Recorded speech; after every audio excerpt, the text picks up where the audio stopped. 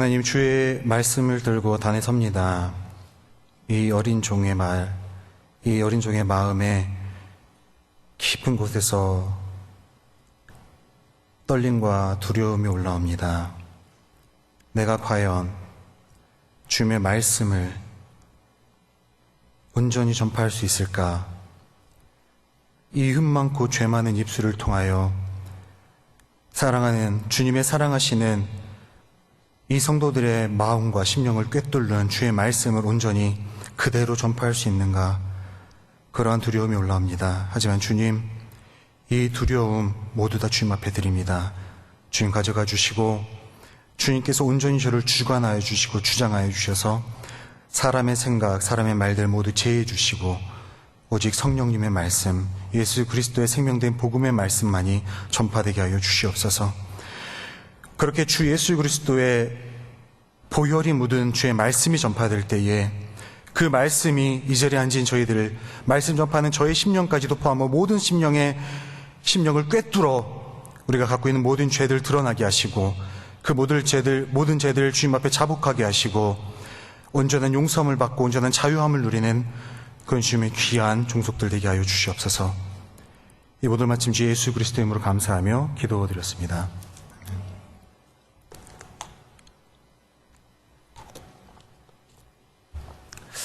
제가 양복 앞을 안 장는 이유가요, 살이 쪄가지고 잠그면 숨쉬기가 곤란해서 장지 않고 있습니다. 건방져서 그런 게 아니라요, 제 살이 건방진 거니까 이해해 주시고요. 제가 간단하게 제 이야기를 잠깐 쉐어를 하고 말씀을 시작하고 싶습니다. 제가 여기 앉아 계신 분들에서 결혼하신 지 10년도 넘으시고 많이 되신 분들 있으시지만 제가 결혼한 지 한 횟수로 5년, 한 4년 정도 됐습니다. 그리고 자녀가 이제 예인이가 태어났는데요. 결혼하기 전에 저는 결혼을 하면, 결혼에 대한 환상이 있잖아요, 남자니까. 결혼을 하면 자연스럽게 남편의 역할을 잘할 거라고 생각을 했어요. 결혼하면 되겠지. 또 아이를 낳기 전에는 아이를 낳으면 그래도 보고 배운 게 있는데 잘하겠지. 나는 아빠로서의 그런 이행들을 잘하겠지. 그런데 실제로 결혼을 하고 나니까요, 웬걸요, 내가 알던 여자가 아니었어요. 내가 알던 제가 아니더라고요. 또 제 스스로도 제가 잘할 거라고 생각했던 것들에서 다 무너지기 시작한 저를 보게 되었습니다. 그리고 실제로 아기가 태어나니까요, 저희 삶이 송두리째 사라지는 것을 경험을 했습니다. 잠도 그렇고요, 나의 모든 여가 생활도 그렇고요, 다 사라지는 것을 경험했습니다. 여기 계신 분들은 저보다 앞서서 경험하셨기 때문에 더 깊은 것, 또 10대들, 20대, 30대, 40대 자녀들을 키우시면서 더 깊은 것을 경험해 보셨으리라 믿는데요. 모든 것에는 훈련이 필요하다고 생각을 합니다. 남편이 되는 것도, 아빠가 되는 것도, 또는 엄마가 되는 것도, 아내가 되는 것도 다 훈련이 필요하다고 생각을 합니다.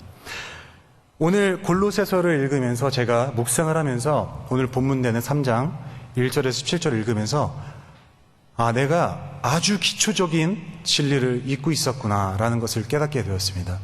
우리가 그리스도인이 되었고 예수 그리스도의 피로 말미암아 구원을 받고 그리스도인이 되었고 그리스도를 따라가는 제자라고 스스로를 부르면서 따라가고 있는데 훈련은 잘 받지 않으려고 하는 모습을 제 자신 안에서 발견하게 되었습니다. 오늘 바울은 너희들이 새로운 새 사람이 되었으니 그 새 삶에 맞는 삶을 살도록 훈련하고 그 삶을 살아가라라고 본문을 통해서 말씀하고 있습니다. 그럼 본문 말씀 잠깐 우리가 순차적으로 보면서 바울이 저에게 전달하고자 했던 말씀 무엇인지 한번 보도록 하겠습니다. 먼저 말씀을 시작하기 전에요, 이 골로새서가 쓰여진 배경에 대해서 잠시 설명을 해드리려고 합니다. 골로새서는 바울이 한 AD 60년이나 62년경에 로마에 1차로 투옥되었을 당시에 썼던 옥중서신 중에 하나입니다. 그리고 이 골로새서는 실제로 골로새 지역에 있는 교회는 바울이 가서 직접 세운 교회가 아니고요, 바울이 함께 동역했던 에바브라라는 그런 친구가 가서 개척을 하고 교회를 잘 성장시켰던 그런 교회였습니다. 그러니까 바울이 직접적으로는 관계가 없었던 그런 교회였죠. 그리고 골로새서의 그 지형은 지금 현재 터키 지역에 있다고 합니다. 터키 지역에 있고요. 그 당시에는 옆으로 약 10마일 떨어진 곳에 우리가 이렇게 흔히 성경에서 많이 듣는 라오디게아가 있었고, 또 6마일에서 7마일 떨어진 곳에는 영어인데요, 히에라폴리스라는 좀 큰 도시들이 두 개가 위치해 있어서 이 두 도시 사이에 껴 있어서 조금 이름이 남들에게 좀 알려졌던 그런 도시라고 합니다. 이 골로새 지역, 즉 이방인의 땅이죠. 이방인의 땅에 에바브라가 가서 교회를 세우게 되는데, 여러분들 바울이 서신을 쓸 때는 항상 목적이 있었습니다. 로마에 쓸 때도, 로마서를 쓸 때도 목적이 있었고요. 갈라디아 교회에게 쓸 때도 목적이 있었고요.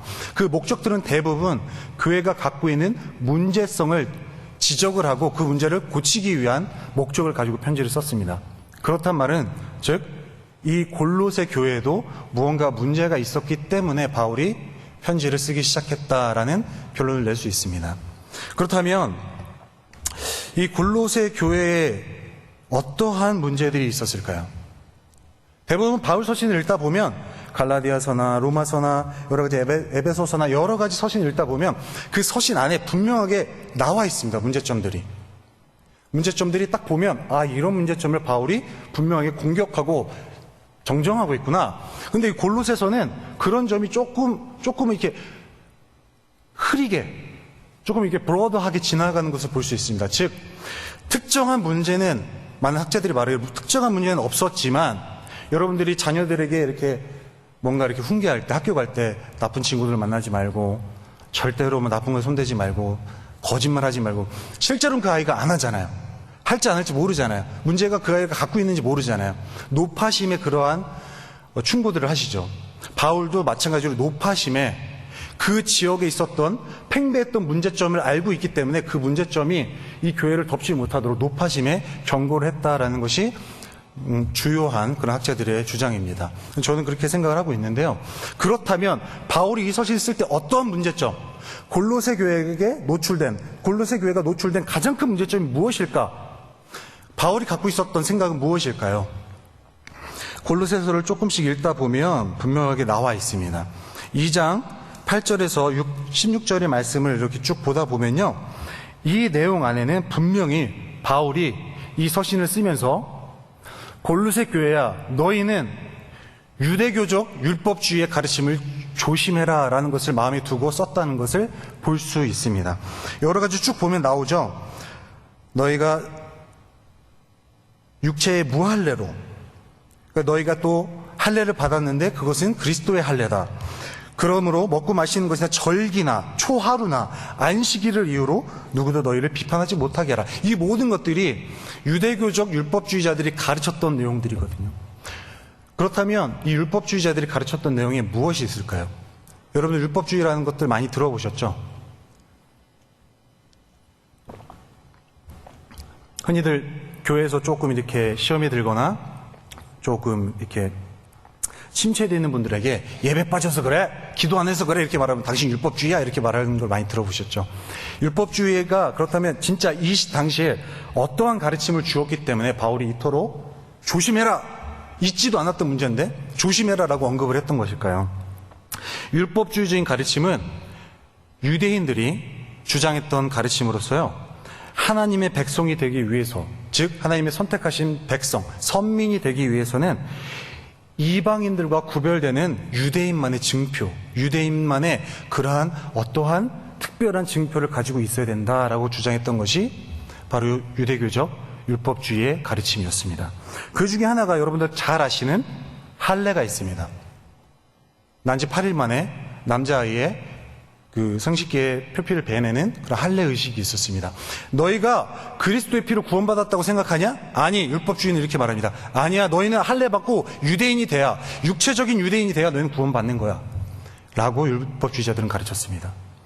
그 중에 또 한 가지는 육체적으로, 저희가 몸에 있는 모든 육체적으로 그리고 문자적으로 십계명을 지키고, 여러분 그 십계명에서 파생돼 나온 또 다른 계명들이 있거든요. 몇 가지가 있는 줄 아십니까? 약 600여 개가 있습니다. 600개 이상의 법들이, 랍비들이 십계명을 분석해서 600여 개 이상을 만들어냈습니다. 그 율법을 다 지켜야 너는 구원받을 수 있어. 너는 하나님 백성이 되는 거야. 그리스도의 피? 아니야. 이 율법을 지켜야 되는 거야 라고 율법주의자들은 가르쳤습니다. 즉 예수의 피는 구원할 능력이 없다. 예수의 피를 무시한 것이, 예수님을 메시아로 인정도 하지 않았을 뿐더러 예수님의 피를 믿는 자들을 멍청하다라고 판단까지 했던 율법주의자들입니다. 예수님, 메시아 없다. 너희들이 하나님께 구원받고 그 메시아닉 킹덤, 다가올 하나님의 나라에 들어가기 위해서는 첫 번째 할례를 받아서 유대인이 되어야 하고, 둘째로는 너희가 모든 율법을 지켜야 한다라고 가르쳤습니다. 어떤 랍비의 스토리를 제가 어떤 뉴스를 듣다가 보게 되었습니다. 한 랍비가 최근이에요. 불과 2, 3년 전? 그 전의 이야기입니다. 그분이 이런 말을 하더라고요. 우리는 모두 하나님께 시험지 한 장을 받았다. 그 시험지는 우리가 이 세상에 살면서 어떻게 의를 행하고 어떻게 올바른 행위를 쌓았는가에 채점이 되는데, 일정한 점수를 넘지 못하면 하나님의 나라에 들어갈 수 없다라고 랍비가 이렇게 이야기를 했습니다. 즉 율법주의의 가르침은 예수님의 피, 메시아의 피 필요 없다. 너의 의를 쌓고 네가 율법을 지키고 하나님 눈에 네가 인정을 받아야 네가 백성이 되는, 하나님 백성이 되는 거지 누군가를 통해서 되는 건 아니다라고 가르친 것입니다. 여러분, 이것이 맞는 올바른 가르침인가요? 그렇다면 여러분, 바울이 설명하고 성경 전체가 선포하고 있는 복음의 내용은 무엇일까요? 여러분 너무나도 잘 알고 계시죠?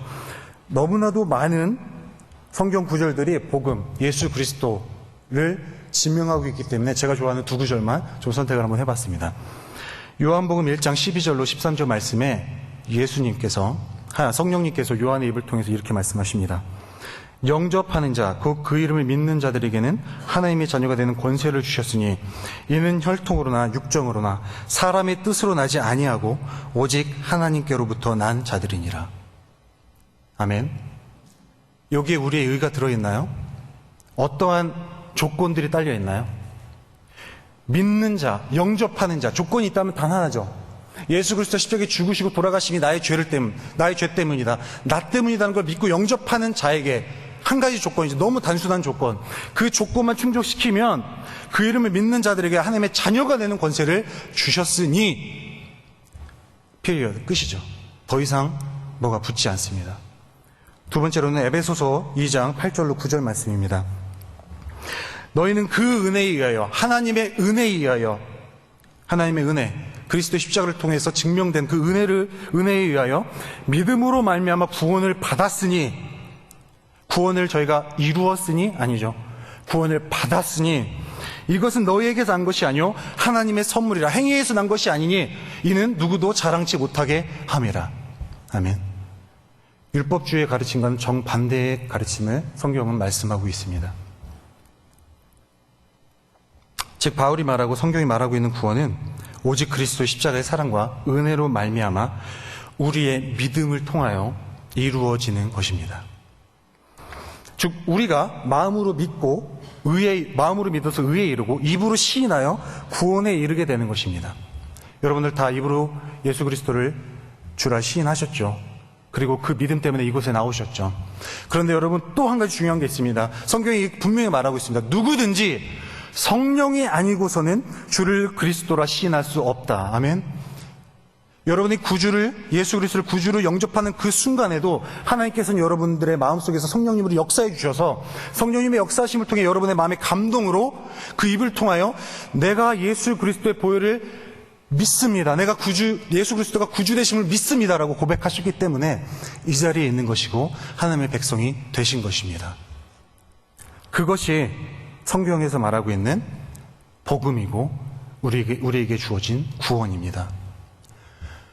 다른 말로 조금 표현을 하면요, 십자가에서 예수 그리스도께서 물과 피를 모두 쏟으심으로, 죽으심으로 우리를 사망의 권세, 즉 사단의 나라에서 사셔서, 그분의 핏값으로 사셔서 영원한 하나님의 나라로 옮겨주신 것이죠. 그것이 우리의 구원입니다. 우리가 죄악 가운데 죽어서 아무것도 못하는 상황 가운데 하나님의 전적인 은혜 마음을 감동하시고 성령을 넣어주시고 성령을 통하여 우리가 예수 그리스도를 주로 시인하게 하심으로 구원에 이르게 해주시는 전적인 하나님의 은혜이며 하나님의 역사인 것입니다. 여러분 모두 다 이렇게 믿으시죠? 바울은 골로새서 1장과 2장에서 지금 제가 이렇게 열띠게 설명한 이 모든 것들을 간략하고 그렇지만 자세하게 설명을 했습니다. 너희들의 구원은 너희들이 의에서 난 것이 아니다. 너희들이 행하는 행위에서 난 것이 아니다. 너희들이 뭔가 하나님 앞에서 잘했기 때문에, 싸우는 것 때문에 하는 것이 아니다. 오직 예수 그리스도의 피로 말미암아 그 예수 그리스도가 누구냐? 만유의 머리 되시고 그분을 통하여 모든 만물이 지음을 받았고 하늘에 있는 것이나 땅에 있는 것이나 보이는 것이나 보이지 않는 것이나 모든 것이 그로 말미암아 창조됐던 그 예수 그리스도가 십자가에 죽으심으로 그 피로 너희가 구원받은 것이지, 그 어떤 것도 너희의 구원을 이룰 것, 너희에게 구원을 줄 것은 없다라는 것을 정말 강력하게 설명을 하고 있습니다. 그리고 나서 3장을 열고 있어요. 그리고 나서 3장에서는 실질적으로 너희가 그렇다면 죽음의 권세, 사단의 나라, 그곳에서 하나님의 백성이 되었으면 이렇게 살아라라는 실질적인 메시지들을, 실질적인 그런 교훈들을 전달을 해주고 있습니다. 여러분들 US 시리즌이 되시면, 아니면 뭐 한국의 국적을 갖게 되시면 그 나라의 법을 지켜야 되죠. 한국 국적을 갖고 계시다가 한국 국적을 어떠한 이유나 뭐 여러 가지 이유 때문에 포기하시고 미국 국적을 받으셨으면 여러분들은 어떠한 법을 지키셔야 되죠? 한국 법이요? 물론 지키면 좋겠죠. 그렇다고 뭐 안 지켜도 상관은 없습니다. 미국 땅에서는요. 그렇지만 미국 땅에서 미국 시민으로서 무슨 법을 지키셔야 되죠? 미국 법을 지키셔야 됩니다. 우리가 사단의 나라, 흑암의 권세에 있을 때는 법 몰라요. 그런 거 몰랐습니다. 우리 눈에 보이는 대로 행했지만 우리가 한번 하나님의 나라에 옮겨졌으면 그 나라의 법을 따르며 살아야 된다라고 바울이 말하고 있는 것입니다. 새 나라, 새 생명, 새 사람이 되었으면 너희가 그 삶에 맞는 삶을 살아라라고 오늘 본문에서 설명하고 있습니다. 그렇다면 간단하게 1절부터 17절까지 간단하게 포인트들만 짚고 바울이 말하는 것을 한번 보도록 하겠습니다. 바울이 1절을 이 말로 시작하고 있습니다. 그러므로 라고 시작을 하고 있습니다. 그러므로라는 말은 여러분 대부분 문장에서 언제 쓰이죠? 앞에서 말했던 것들을 결론으로 해서 어떠한, 이것을 근거로 해서 어떠한 결론을 이끌어낼 때 그러므로라고 씁니다. 제가 와이프한테 프로포즈 했던 것처럼 내가 당신을 사랑하니까 그러므로 나와 결혼하자, 결론을 냈던 거죠. 그런 것처럼 바울이 말했던 것, 1장 2장에 말했던 것을 근거로 그러므로 라고 바울은 시작을 하고 있습니다. 우리가 새롭게 태어났고 새로운 삶을 선물 받았으면 그 새로운 삶은 지금까지 살아온 우리의 옛삶과는 당연히 달라야 한다. 그 삶에서의 목적과 방식, 방향이 옛사람의 것과는 완전히 달라야 한다. 그러므로 달라야 한다. 1절에서는요, 너희가 그리스도와 함께 다시 살리심을 받았으면, 다시 한번 설명하고 있죠. 우리가 그리스도를 믿고 받아들였으면, 내가 그리스도로 말미암아 새 생명을 얻었으면 우리의 옛자와 육체적인 삶은 죽고 새로운 자와 새로운 모습으로 거듭 태어났으면, 너희가 그 삶을 믿고 영생 안에 거하고 있으면 1절 후반절에요, 위의 것을 찾으라. 위의 것을 찾으라. 거기는 그리스도께서 하나님 우편에 앉아 계시느니라. 위의 것이라는 말의 원어적인 뜻은 영적인 것이라는 뜻입니다. 이 말도 조금은 추상적이죠. 영적인 것? 무엇이지? 그래서 바울은 친절하게 뒤에 설명을 붙여놨습니다. 거기에는 위의 것, 영적인 것에는 예수님께서, 그리스도께서 하나님 우편에 앉아 계시느니라. 성경에서 예수님께서 하나님 우편에 앉아 계신다는 말을 쓸 때는 언제나 하나님의 나라, 천국을 가르칠 때 쓰고 있습니다. 즉 위의 것을 바라라 라는 말을 통해서 바울이 하고 싶은 말은, 너희들의 새 생명을 얻었으면 저 천국을 바라보고 살아라 라고 말하고 있는 것입니다.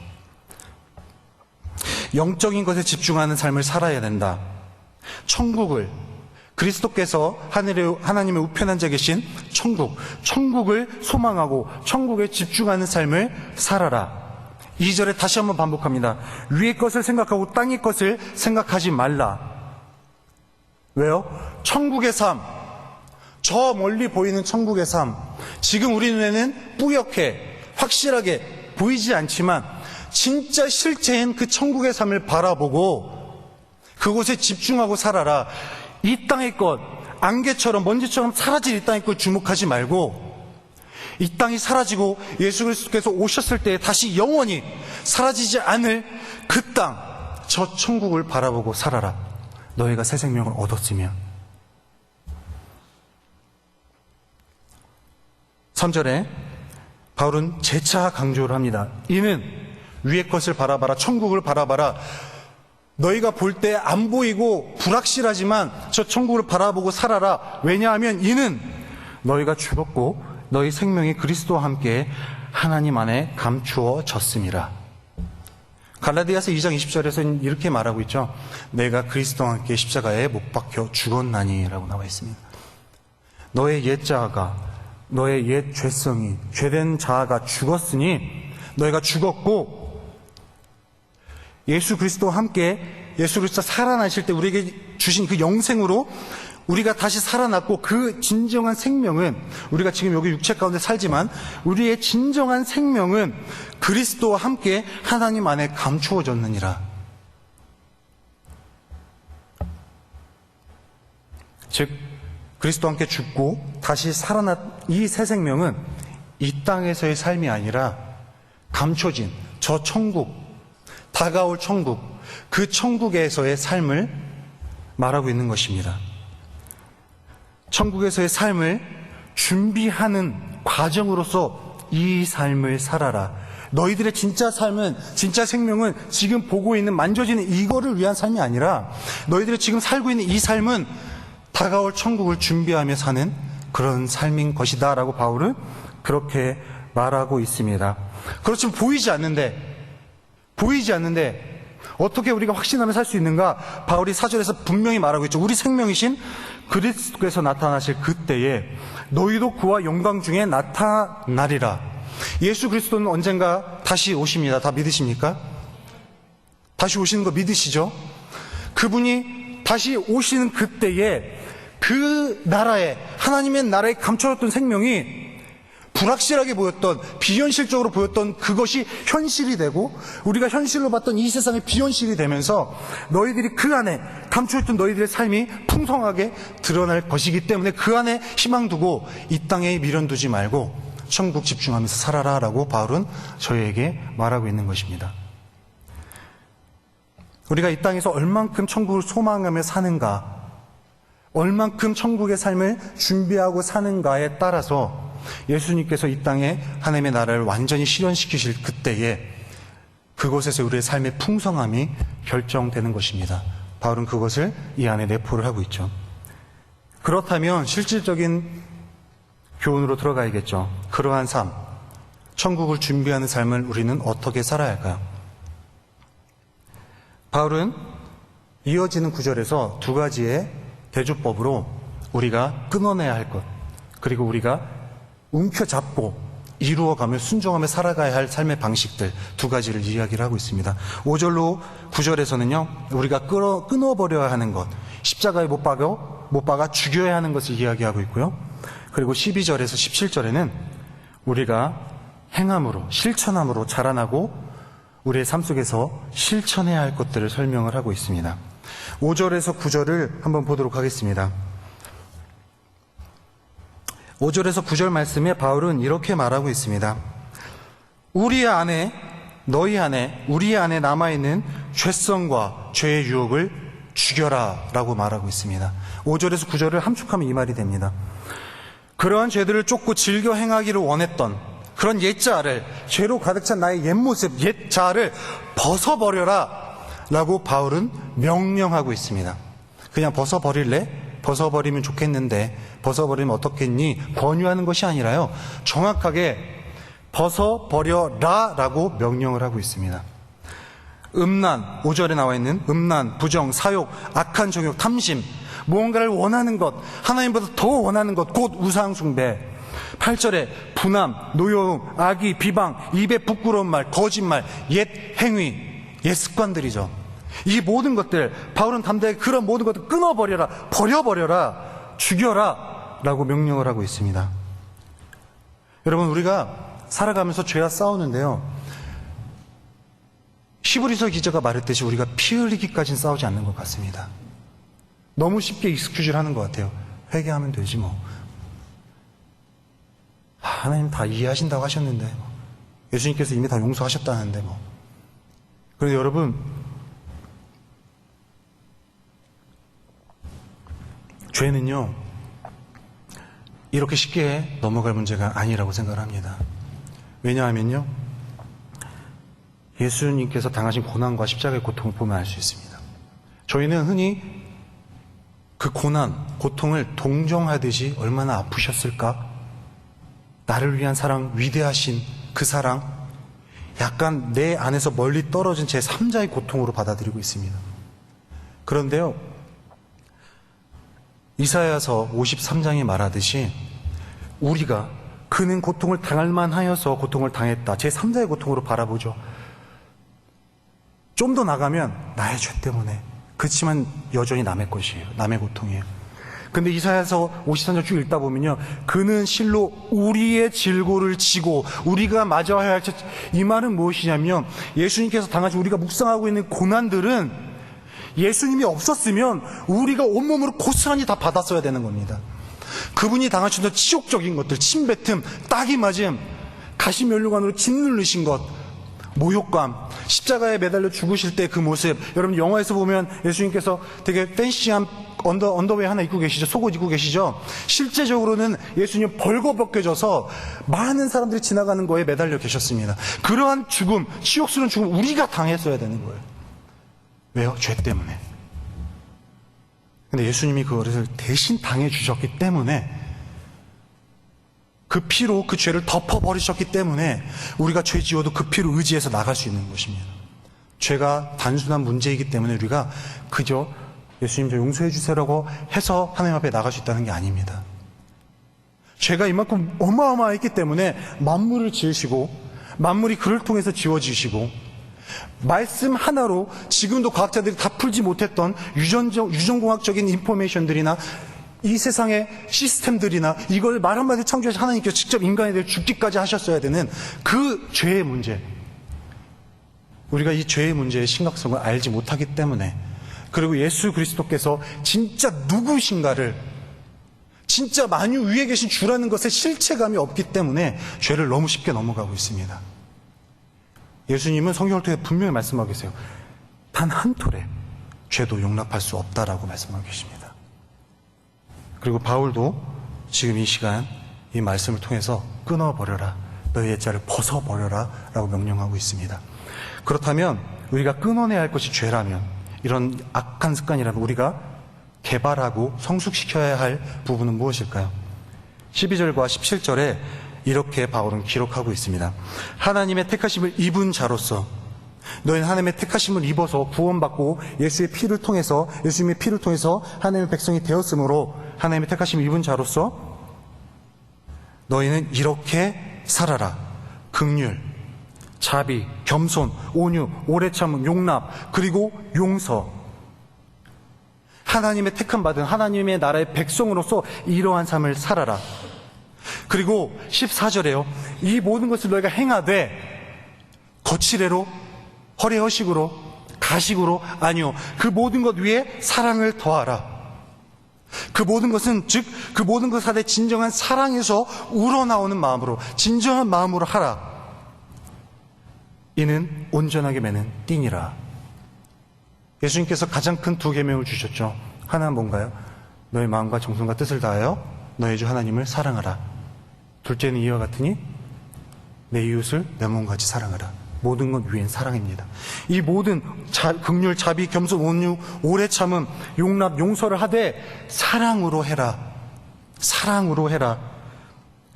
그리고 예수님께서 너를 아무 대가 없이 하신 것처럼, 용서하시고 용납하시고 오래 참아주신 것처럼 너희도 남들에게, 성도들에게, 너희 가족들에게, 친구들에게 너희도 그렇게 대가 바라지 말고 해라 라고 바울은 말하고 있습니다. 또한 15절에는요, 우리 15절 함께 읽어볼까요? 그리스도의 평강이 함께 읽어보도록 하겠습니다. 시작. 그리스도의 한 몸으로 부르심을 받았으니 너희는 또한 감사하는 자가 되라. 아멘. 여기 그리스도의 평강이라는 말을 잠깐 이야기를 하고 있습니다. 이 그리스도의 평강은 우리가 모르겠어요. 여러분들 어떻게 이해하시는지 모르겠지만 흔히 내 마음이 되게 평화로워. 아무 문제가 없어. 하나님 앞에서 아무 꺼리낌이 없어. 그저 내가 뭔가를 잘하고 있는 것 같아요. 성경을 잘 보고 있는 거, 기도도 잘하고 있는 것 같고, 예배도 안 빠지는 것 같고, 잘하고 있는 그런 평화. 언제 깨질지 모르는 그런 평화를 말하고 있는 것이 아닙니다. 이 그리스도의 평강은 다시 오실 하나님의 나라, 하나님의 나라에서 경험하게 될 궁극적이고 영원히 깨어지지 않는 진정한 평화를 말하고 있습니다. 그리스도의 평강이, 그러한 영원히 깨지지 않는 그리스도의 평강이 너희 마음을 주장하게 하라. 무슨 말인가요? 저기 보이는 천국만 바라보고 사는 게 아니라 그 천국을 너의 삶, 지금 이 삶, 네가 밟고 땅을 밟고 있는 이 삶에서 누려라. 어떻게 해요? 너희는 이 평강을 위하여 모든 족속들이, 모든 백성들이 한 몸으로 부르심을 받았다. 우리가 부르심을, 한 몸으로 부르신 우리 성도들의 교제 속에서 그 천국에서 누리는 이런 그리스도의 평강이 경험되어져야 한다라고 말하고 있는 것입니다. 우리 빛과 소금의 교회 이 공동체 안에 영원히 깨어지지 않은 그리스도의 평강이 영원히 깃들어야 한다라고 말하고 있습니다. 그렇게 되길 간절히 축복합니다. 그리고 또한 이렇게 말하고 있습니다. 너희는 또한 감사하는 자가 되라. 이렇게 우리를 불러 모아주시고 그리스도의 영원한 평강 속으로 초대해 주신 것이 예수 그리스도의 피로 우리를 초대해 주셨잖아요. 그 예수 그리스도의 피로 말미암아 항상 그 평강 가운데 거하되 하나님께 감사함으로, 너희들 교제 가운데 항상 감사함으로 그 평강이 넘치게 하라라고 바울은 설명하고 있습니다. 또한 15절에는요, 그리스도의 말씀이 너희 속에 풍성히 거하여 모든 지혜로 피차 가르치며 권면하고 시와 찬송과 신령한 노래를 부르며 감사하는 마음으로 하나님을 찬양하고, 그리스도의 말씀이 너희 속에 풍성히 거하여,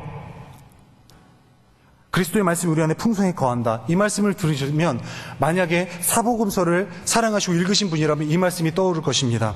요한복음 14장 26절에 예수님께서 말씀하시기를 보혜사 성령이 오시면 그가 나에 대해서 증언할 것이다. 내가 가르친 것, 나의 말을 너희 안에서 생각나게 할 것이다 라고 예수님께서 말씀하고 계십니다. 즉 그리스도의 말씀이 우리 안에서 풍성하게 된다는 건 무엇이냐면 성령님이 우리 안에서 활발하게 움직이시면서 우리 안에서 그리스도께서 하셨던 말씀, 그리스도께서 행하셨던 모든 그런 행위들을 생각나게 하신다. 성령님이 역사하시도록 너희는 너희 마음을 성령님께 허락하라 라는 말을 내포하고 있는 것입니다. 그렇게 성령님께서 우리 마음속에서 그리스도의 말씀이 풍성하게 거하게 할 때는 그 안에는 모든 지혜가 넘쳐나게 돼 있고요. 그 지혜, 하나님의 지혜로 바울은 피차 가르치며 권면하고 가르치며 하나님의 말씀을 가르치며 누군가가 다른 길로 가고 누군가가 죄악된 길로 갈 때에 가르치라는 것입니다. 눈 감고 그저 하나님께서 일하시기 잘하는 것이 아니라 가르치라, 권면하라, 사랑으로 권면하라.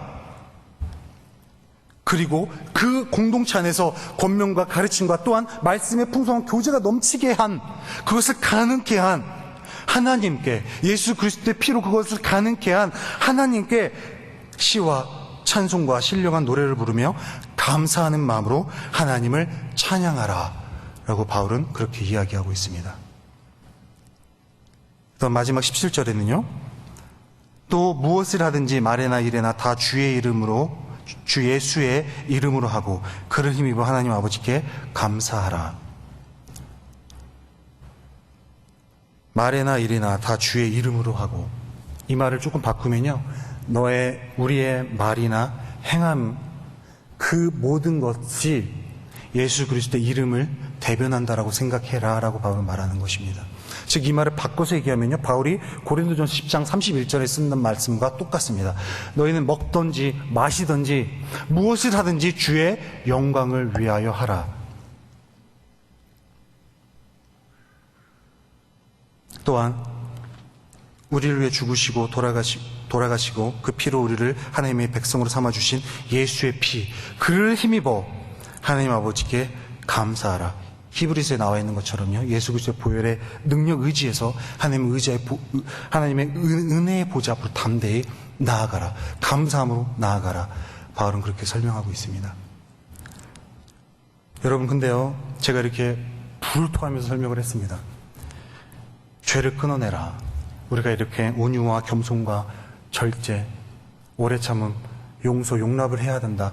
그런데 여러분, 저보다 신앙 연주도 높으시고 저보다 더욱더 깊은 그 말씀에 대한 사색이나 묵상이 있으신 분들이 여기 계신 줄 믿는데요, 그렇게 사셔보셨는데 그게 쉽게 되던가요? 이게 그냥 듣는 대로 아멘 한 대로 되던가요? 삶 속에서 모르겠습니다. 저는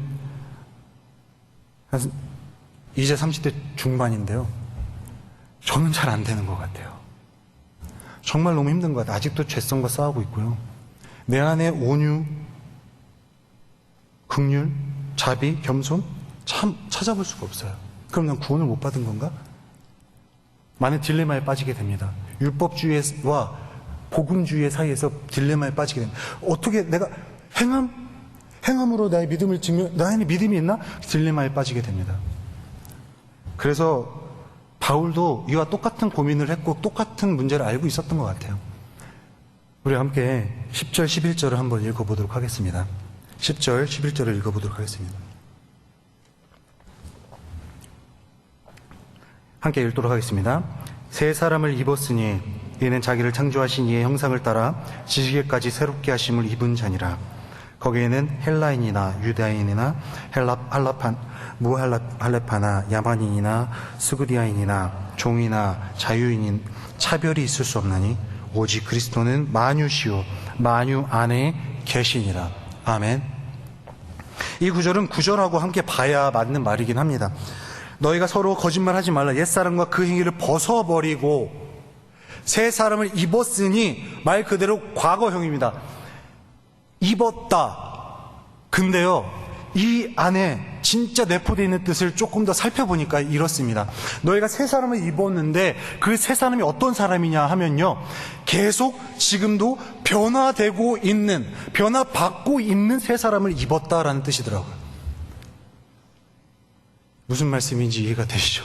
우리가 새 사람을 입었는데 이 세상, 우리가 땅을 밟고 사는 이 세상에서는 완벽하게 변화된, 천국에서 이 땅이 천국에 도래할 때 경험하게 될 완벽한 그러한 성결과 성화를 이룬 몸이 아니라 계속해서 성결과 성화를 이루어가야 하는 새 사람을 입었다라고 바울은 그렇게 써놨더라고요.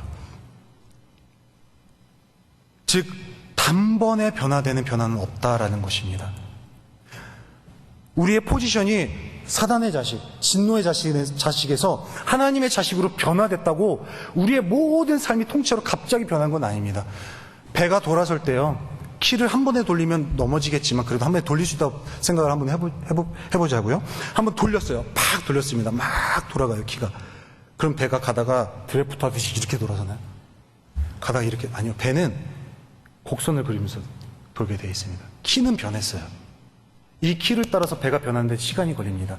바다의 풍속과 바다의 저항을 받으면서 배는 천천히 돌게 되어 있습니다.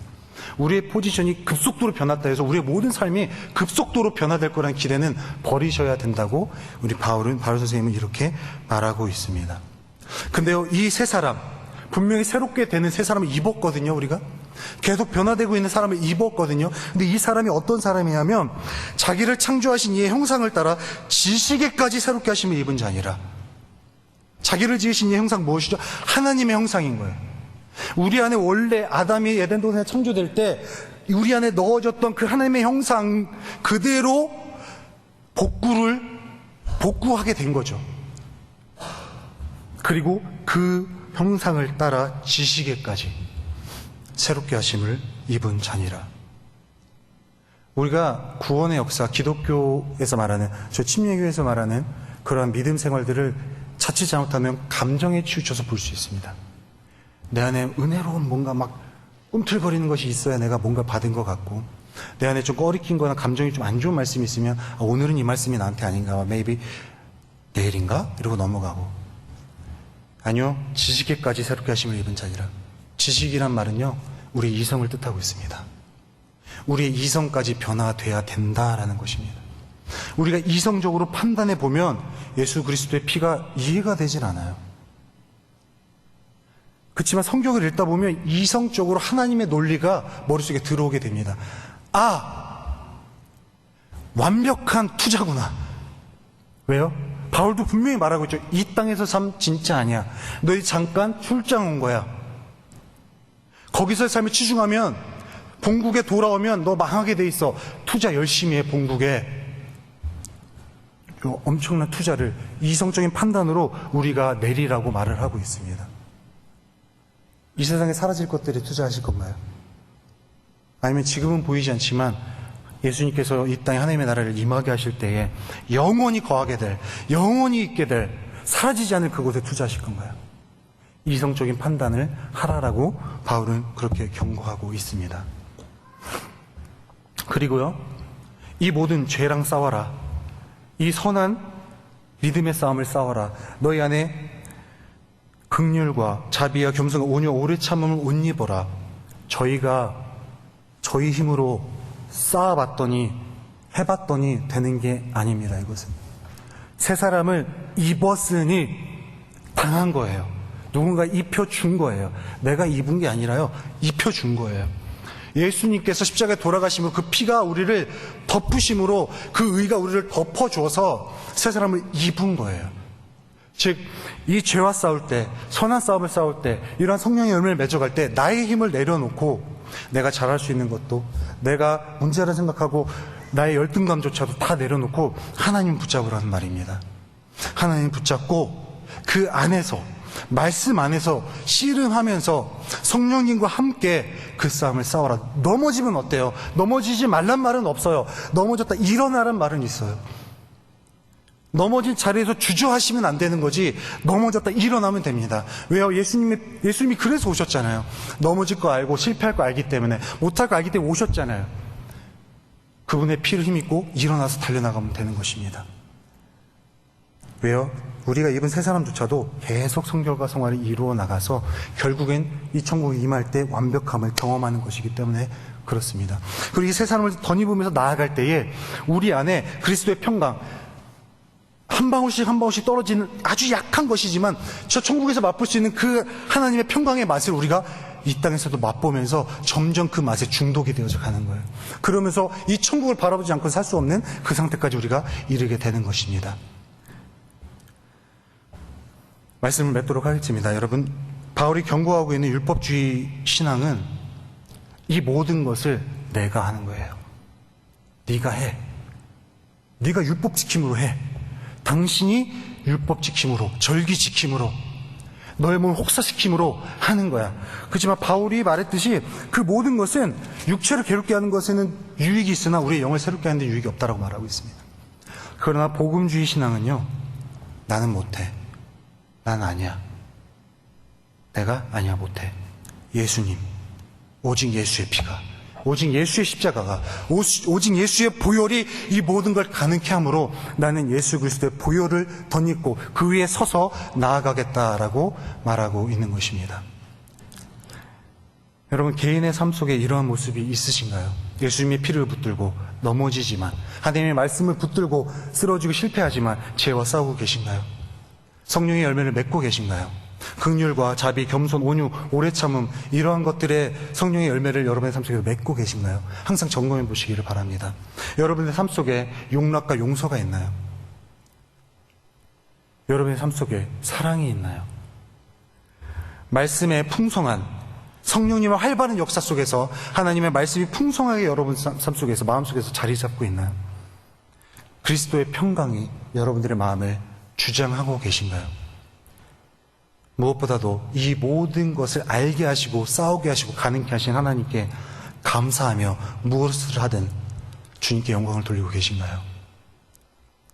또한 마지막으로 우리 교회 전체에게 똑같은 질문을 해보고 싶습니다. 우리 교회가 교회로서 죄와 싸우겠나요? 누군가가 죄의 수렁통에 빠져 있는데 모른 척하고 있진 않은가요? 누군가의 죄를 눈 감고 그저 넘어가고 있진 않은가요? 말씀의 법으로 심판하고 진노의 벌을 받아라라고 하는 것이 아니라, 말씀의 법은 직면하고 공의를 직면했을 때 넘친 하나님의 은혜로서 그 죄를 버리고 다시 돌아와라, 그런 노력이 우리 안에 있나요? 긍휼과 자비, 겸손, 온유, 오래 참음, 우리의 목장 모임 가운데, 우리의 성도의 교제들 가운데 이러한 것들이 넘쳐나고 있나요?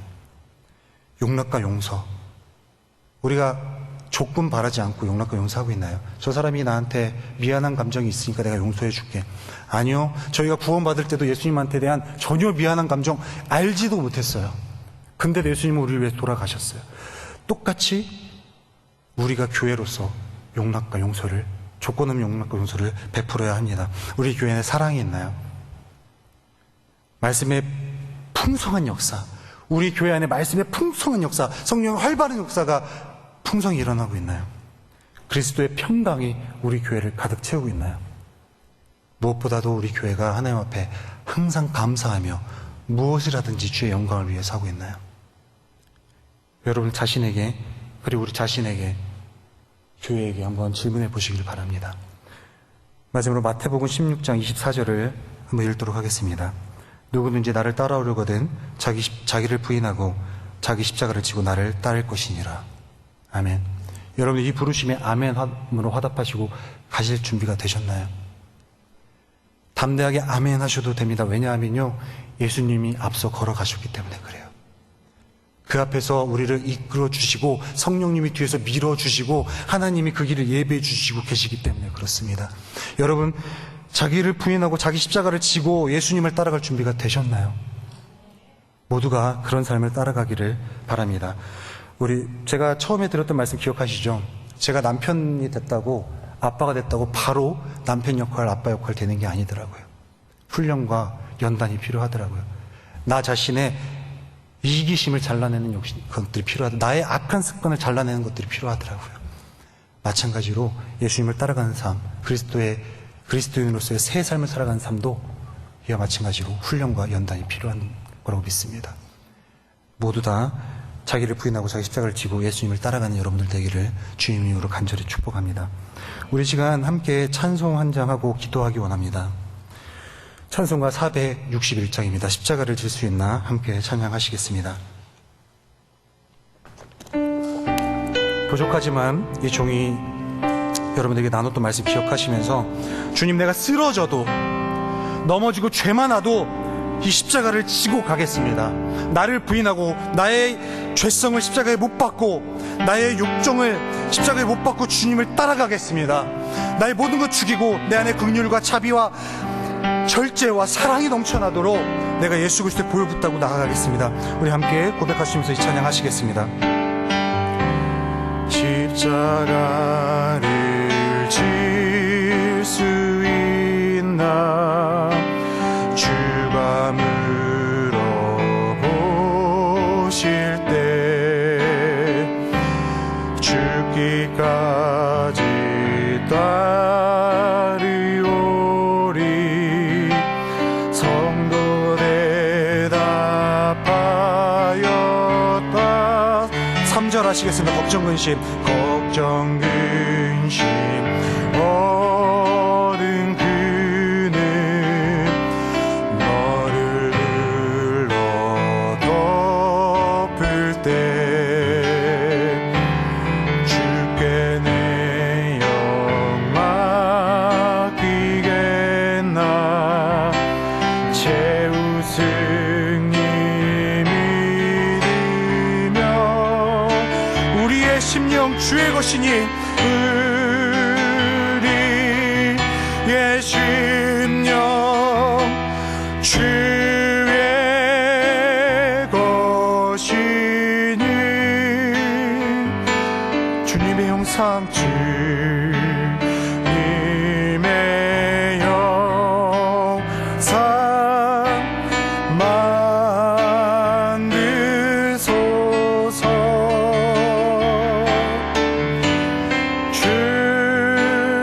주인도 따라 살아갈 동안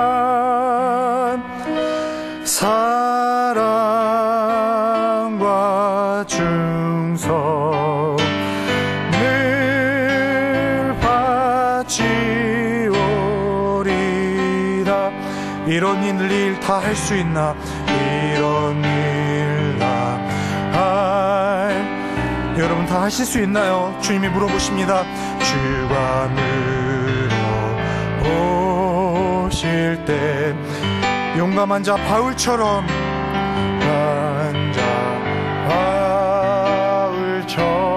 우리 선뜻 대답하기 원합니다. 대답하리라. 아멘. 주님 우리의 심령 주의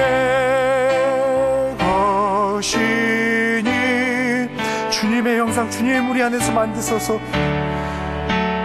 주님의 영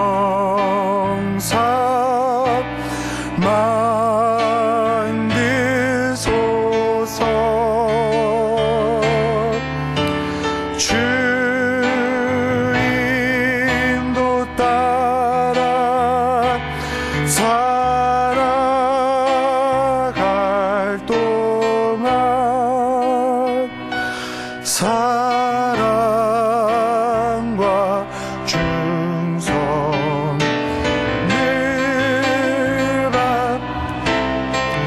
우리 이 시간 들은 말씀 기억하시면서, 우리가 고백한 말 기억하면서, 주님, 내가 나의 십자가 지고 예수님이 걸어가신 그 길 걸어가겠습니다. 나의 죄악들 모두 십자가에 못 박고 쓰러지고 넘어질지라도 다시 일으켜주신 예수님의 보혈의 능력 의지하고, 주님, 내가 주의 길 따라가겠습니다. 그렇게 따라가며 새롭게 힘을 입으며 내 안에서 긍휼과 자비와 온유와 용서와 용납의 열매를 맺기 원합니다. 내 안에 온전한 그리스도의 평강을 이루기 원합니다. 이러한 기도 제목 가지고 우리 주의 이름 한번 크게 부르짖고 함께 간절히 기도하시겠습니다. 주여, 나의 모습을 주님 앞에 고백하며 나아갔을 때에 주님 얼마나 부족하고 얼마나 죄악된지 주님 아시죠. 그러나 주님이 모든 것들을 아시고 십자가에 돌아가신 예수의 피가 나를 덮고 계심을 고백합니다. 주님, 나를 덮어주시옵소서. 예수의 피로 나를 다시 한번 일으켜 주시옵소서. 내가 죄악 중에 쓰러져 있을 때에 나의 약함이 그리스도의 강함이 되어서 내가 주의 그리스도의 보혈의 이름으로 일어나게 하시고, 그 일어난 체험을 가지고 날마다 예수 그리스도의 보혈 안에서 새롭게 함을 덧입고 성경과 성화를 입음으로 주님, 새 사람을 날마다 덧입게 하여 주시옵소서. 그 새 사람 안에는 하나님, 높음도 낮음도 유대인도 이방인도 할례자도 무할례자도 없고 오직 만유의 머리 되신 예수 그리스도 안에서 하나의 교회와 성도밖에 없음을 고백합니다. 그 안에서 우리가 긍휼과 자비와 오래 참음과 용납함과 용서와 용납에 하나님 그리스도의 평강이 우리 안에서 넘치는 그런 삶이 사라지게 하여 주시옵소서. 궁극적으로 우리가 천국을 바라보고 그 천국에서 이루어진 영원한 삶과 그 영원한 삶을 이 땅에서도 맛보아할 수 있는 그 은혜가 우리 삶 속에서 이루어지게 하여 주시옵소서. 주님, 감사합니다. 주님, 감사합니다. 하나님, 우리가 주님 앞에 서 있습니다. 죄악된 모습으로 주님 앞에 서 있습니다. 그러나 주님, 우리의 있는 모습 그대로 받아주시고 주의 보혈로 덮어주시고 주님의 보혈로서 의롭다 칭해주심 감사합니다. 나의 것, 나의 모든 것, 나의 의 모두 내려놓게 하시고 오직 예수, 오직 예수의 의만 드러나게 하여 주시옵소서. 하나님, 우리가 넘어지고 쓰러질지라도 예수의 보혈로 우리를 일으켜주시고 다시 한번 저 천국을 향하여 천국의 소망을 두고 이 땅에서 그 천국을 누리며 살아가는 삶으로서 그 천국의 열매를 맛보아 알고 풍성히 더욱더 결실을 맺는 우리들의 삶이 되게 하여 주시옵소서. 이 오늘 말씀 예수 그리스도의 이름으로 감사하며 기도드렸습니다.